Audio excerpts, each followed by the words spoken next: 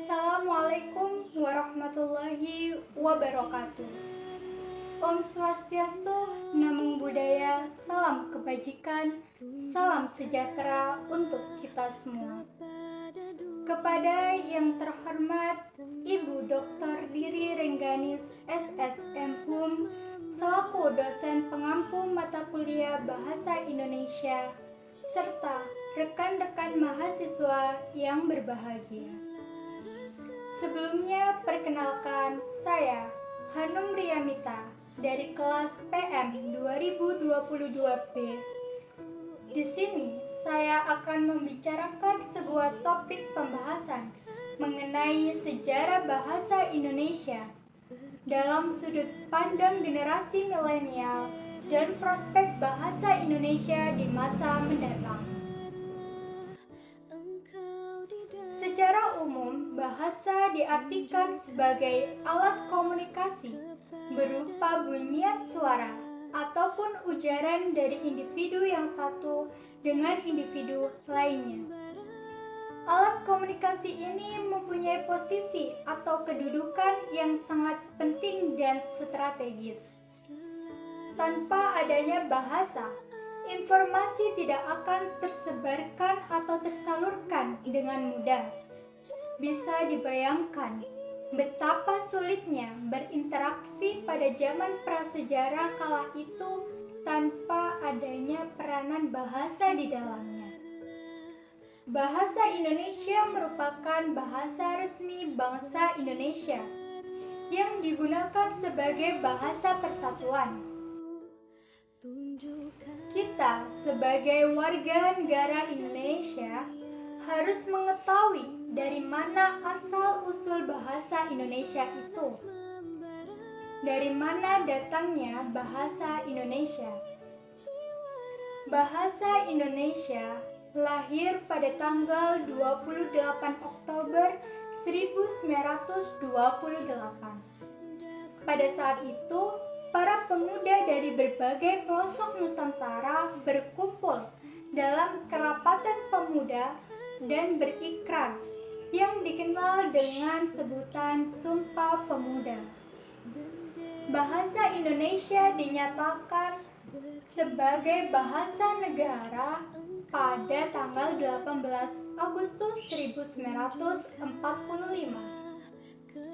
Bahasa Indonesia tumbuh dan berkembang dari bahasa Melayu yang sejak zaman dulu sudah dipergunakan sebagai bahasa perhubungan atau lingua franca, bukan hanya di Kepulauan Nusantara saja, melainkan juga hampir di seluruh Asia Tenggara. Prospek atau masa depan bahasa Indonesia di masa mendatang. Penggunaan bahasa dipengaruhi oleh perangkat teknologi modern, sehingga membuat bahasa menjadi sesuatu yang up to date. Bahasa Indonesia pada masa mendatang diharapkan lebih menampakkan peranannya dalam kehidupan modern. Sebab bahasa Indonesia tidak hanya sekedar sebagai alat komunikasi dalam masyarakat, tetapi juga merupakan bentuk sikap budaya bangsa Indonesia. Alangkah baiknya perkembangan bahasa Indonesia diikuti pula dengan pengajaran bahasa Indonesia yang baik dan benar agar tetap terpelihara hingga ke generasi selanjutnya. Dengan memperhatikan berbagai perspektif yang menggembirakan dari bahasa Indonesia, ada beberapa perkembangan dan prospek bahasa Indonesia.